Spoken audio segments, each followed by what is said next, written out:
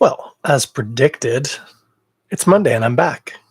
It's like I called it or something. How about that? And I'm feeling very serene right now. There's a nice quiet right now. I don't know what it is, but it's lovely. You know it's not quiet? Our theme song. Check it out. This is Rob Currie and the Currie Brothers. Yes, indeed. A little less serene now. Got to get to business, guys. Got to get to business. It's Monday night. This is Toronto. This is the Toronto Beer Podcast, and I am your host, Chris Schreier. Who Nelly? Ooh, Nelly, what a day. Did you get outside today? I sure hope you did. It was absolutely beautiful out there. Just warm and sunny and everything you wanted. What a day. What a day. And I got a cracker of a beer. You know what? Let's just get into it. I don't have anything I got to catch up on. We were all here last week.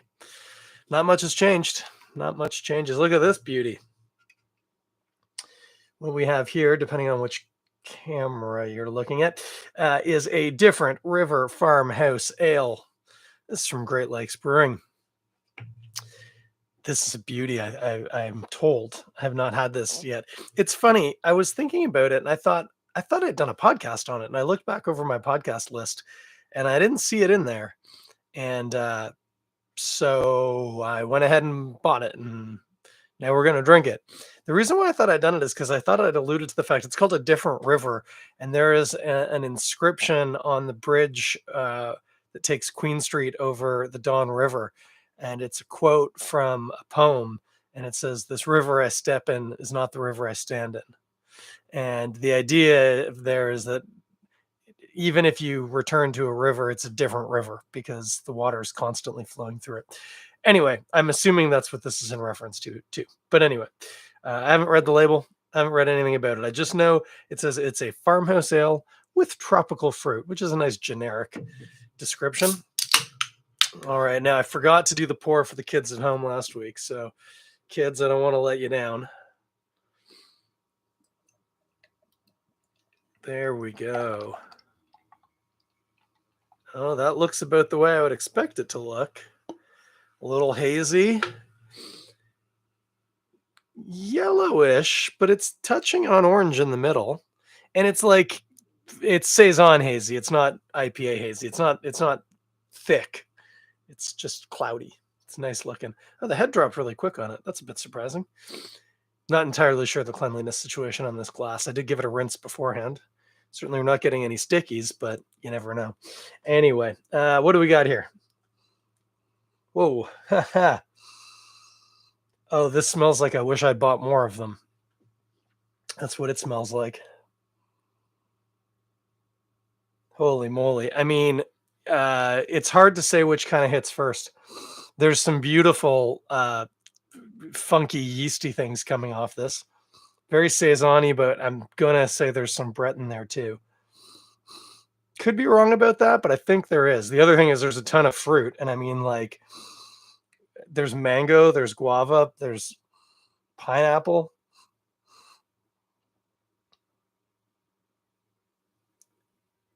Yeah, there's cherries aren't really tropical fruit, are they? I think that's why I think it's Brettanomyces. I think there's some sour cherry, and that's Brettanomyces. But yeah, like citrusy? There's something citrusy in there. What the heck is that? It's not lemony, it's not limey, it's not orangey. Is it grapefruity? Like pink grapefruit? Could be something pink. You know what? I should just taste it. Doing this off of smells, crazy talk. And then incidentally, I do also get I'm assuming it's Pilsner malt. There is a bit of a malty note there. So that's nice. Hmm.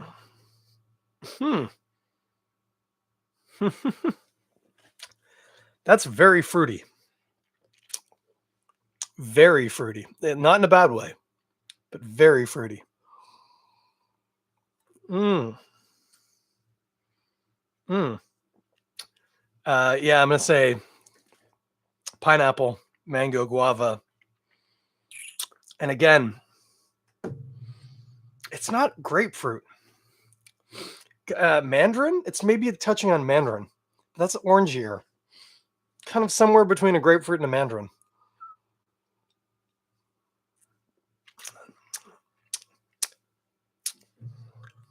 Yeah.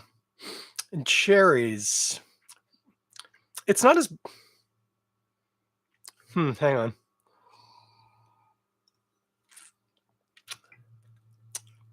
It's not as bready as I was expecting it to be. I do get like a ton of what I would think of as sort of a saison yeast quality off of it. There's a cherry note, and there is a bit of a funk to it. They seem disconnected though. What's tropical and tastes like a cherry? It could just be a combination of flavors throwing me off too. That can happen. Something will trigger something in your brain and your brain doesn't quite know what it is, and so just does a bit of pattern recognition and it grabs the next closest thing. That might be what I'm getting here. Same with that grapefruity mandarin-y thing. I can't quite unpack that one. Mm, but definitely pineapple, without a doubt. If there isn't pineapple in this drink, I'd be very surprised. And yeah, mango and guava I'm gonna go with. I'd say those ones are locked in. And I'm assuming this is fruit. It does say with tropical fruit. Um, it says it's actually quite small printing. It says with tree ripened and hand processed tropical fruit. So there's fruit in here, and I think it's those three. That's my guess. That said, there is 1, 2, 3, 4, 5 colors to the stripe on the can. So maybe I'm right about those other things that I can't quite pin down. Yeah, there's something citrusy. Mm, there has to be something citrusy. That's, yeah. Grapefruit mandarin. What's a grapefruit mandarin? It tastes like a mandarin, but a bit more bitter. Hmm. And then, yeah, there's, especially on the finish, there's a little bit of warmth and a bit of tartness, cherry-like, which I'm thinking is Brettanomyces. I'm assuming this has got Brett in it. It's funky. It's nice. Carbonation's like champagne, really nicely carbonated. Bit heavier on the body, which I'm assuming has to do with the fruit juice. I mean, it's not a heavy-bodied beer, but saisons can often be like dry and quite snappy and light. This is like maybe not even medium-bodied, but I would say it's noteworthy that there's a bit more weight to the body. That said, there could also be some rye in here. I like a bit of rye in my saison, and rye gives body, similar to like oats. So that's something. Yeah, this is delicious. It's really good. I'm going to read the can, which again, fairly small writing. Oh, okay. What we have here is water, malted barley, oats, and wheat. Okay, fair play. The oats also explain some of that body. There are lychees, kumquats, pink guava, sugar pineapple, mango, pomelo, depocons. I don't even know what that is. Sour cherries. There are cherries in here. Well, by the way, Great Lakes, cherries are not tropical, but there are kumquats and pomelo. That's where that citrus thing's coming from. That makes a lot of sense now. Pomelo is sort of like a grapefruit, but a bit sweeter. Kumquats are often quite bitter and tart. And I guess the two colliding gave me a sense of like mandarins and grapefruits. I guess that I'll give myself a pat on the back for that.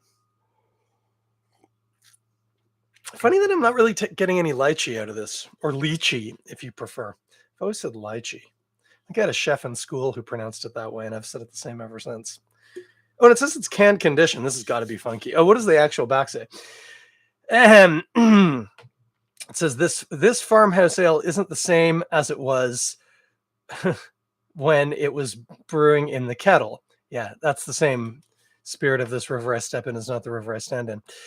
It has made a long journey of many twists and bends and has flowed through many processes, from footer fermenting to flowing through fresh raspberries, then can conditioning, making it extra lively. This saison is a different river. Raspberries? It doesn't say anything about raspberries. I wonder if maybe that's old text. They've made this before, and last time they made it on raspberries, and this time we made it on tropical fruit. I wonder. I wonder. Maybe they covered this on Between Two Fermenters, Great Lakes' podcast. Maybe. Mm. You know what? It doesn't matter. It's delicious. It's fruity. It's juicy. It is dry, but there's so much like citrus juiciness to it. It's not as dry as the saison often is. I guess again, some of that fruit sugar is probably getting through the process. It sounds as well like it gets fruited after fermentation, which would explain a lot. And then I guess it does ferment out a bit in the can. If it was done in a foeder, by the way, there's definitely some type of Brett. There might be pediococcus. Like that foeder will be um, infected, to use the term, with a bunch of things, not least Brettanomyces. So there's almost certainly Brett in here, which I got. So that's good. It is interesting though that the sour cherries also were fruit, not just Brett. So that's cool. Mm. This here beer is a cheese beer. Yeah. You go with like a really creamy brie and it would cut through that. That'd be nice. Yeah, like a really rich, fatty, creamy brie. Smear that on some baguette. Have this with it. That'd be magical. You could try and play with like a funkier cheese, like a cheddar, and try and tie the funks together. I don't know if the fruit's going to play ball with that though. So, hey, it's not like you're going to go blind or something. Like you might just not enjoy it. So you give that a whirl. We've got this Boursin that Erica picked up. That's apple and maple or something like that. It sounded like a weird one for cheese. I've got another can of this. I might have it with that. We'll see. It could happen.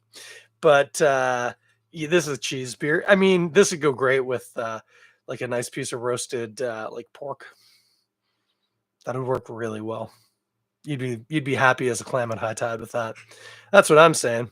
This is Great Lakes, a different river, farmhouse ale on tropical fruit. Many, one of which I've never heard of before. I don't even know what that one is. Depocons. I'm gonna look that up right now. What's a Depocon? Depocon. What did I put? Is it Decopon? I've got Depocon on the can. Yeah, I think they misspelled that. It's Decopon, which is a type of orange. A Decopon is a seedless and sweet variety of Satsuma orange. It is a hybrid between Kiyomi and Ponkan number 3, developed in Japan in 1972. Okay. Well, they Reddit has it's spelled Depocon, not Decopon. But Wikipedia says that it's Decopon. I don't know. I don't know what to tell you. Anyway, it's a Japanese orange of the Satsuma variety, which is incidentally like a mandarin. So again, top marks. Tastes like a mandarin. Also, bottom marks for me saying there might be something citrusy. Yeah, there's 3 things citrusy in there. 3. Count them 3. Oh, that's some good stuff, though. This is a really tasty beer. I bought this, by the way, directly from Great Lakes, specifically from the brew pub, which I still haven't been to, but I ordered this on Uber. So it came with some other stuff. I didn't feel like going out on Sunday, but I did feel like having more beer than I had in the fridge. So we made it work. And it's great. Cute little can. Oh, this would be great. I should have put it in a stem glass. I feel bad about that. This glass is fine. This, incidentally, is a Great Lakes glass. It's just the logo's washed off of it. Great Lakes. That's great. That is a tasty, tasty beer. I haven't had a saison in a minute, too. My, oh my gosh. It's so citrusy. I don't know what I was thinking. My penchant for experimenting with beers is reducing in old age, and I realize I'm not that old, but I'm just not. I just know what I like, and I like it, and that's fine. That's great. A lot of the time, all I want is just to drink a beer.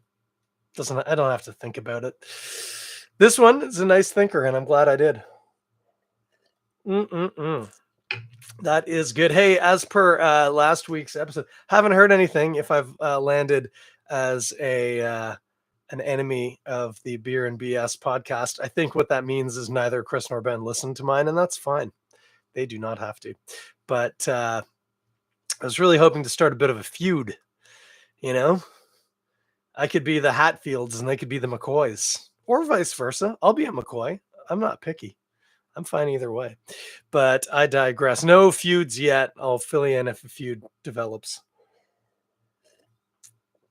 Well, you know what? I don't have a whole lot else to say. I'm kind of sore. We did an exercise today at the gym, and it was really simple and basic, and it really, really, really seems to have taxed my lower back in a way that makes it hard to sit up straight. I just want to slouch, which is not great, especially for the video. And because of that, I think I'm just going to shut it down. This is a quick one tonight, guys, but I would highly recommend you pick up some of this A Different River Farmhouse Ale from Great Lakes, because it's a banger. Oh, Jeff's just joined in, and unfortunately, I'm about to leave. So I hope you enjoyed the seconds we had together. I'm going to be back next week.